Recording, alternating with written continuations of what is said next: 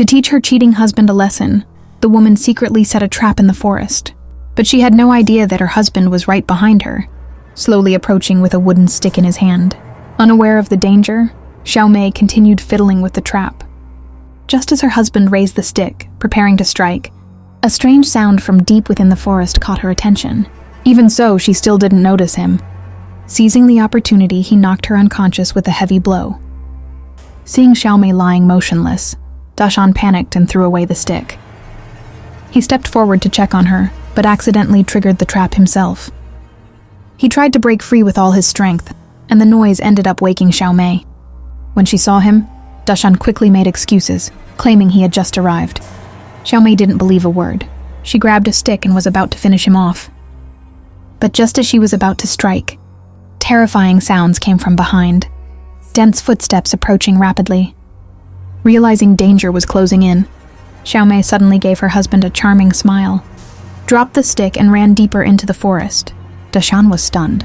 When he turned around, he saw dozens of cannibals charging toward him. Terrified, he struggled desperately to free himself. Luckily, at the very last second, he managed to grab onto a tree and avoid the cannibals, narrowly escaping with his life. Xiaomei, however, wasn't so fortunate. The cannibals quickly spotted her and chased after her relentlessly. In her panic, she ran straight into their territory.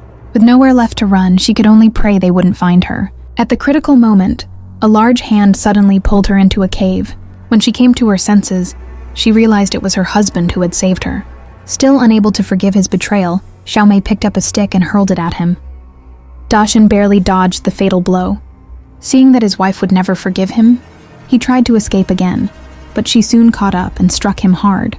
Xiaomei thought he was pretending to be dead, but even after kicking him twice, Dashan still didn't move. Only then did Xiaomei realize that her earlier blow had been too heavy. She quickly began performing first aid on her husband, but after trying for a long time, there was still no response. With no other choice, she used all her strength and struck hard against his chest. This time it worked. Dashan finally regained consciousness. After a brief discussion, the two decided to leave the place first and deal with their troubled marriage later. However, the moment they re-entered the forest, they were shot down by the cannibals' cold arrows.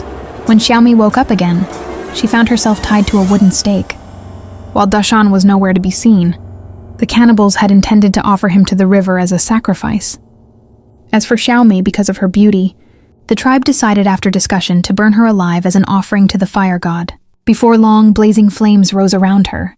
Meanwhile, Dashan, who was drifting away on the river, suddenly woke up and realized there was a bottomless cliff beneath him. In desperation, he grabbed onto a nearby vine, narrowly saving his life. After learning that his wife was in danger, he disguised himself as a cannibal and sneaked into the tribe. Seizing a moment when no one was paying attention, he suddenly attacked the chief. Then he kicked away the firewood piled around his wife and, using all his strength, forcefully uprooted the wooden stake she was tied to. The cannibals were left completely stunned.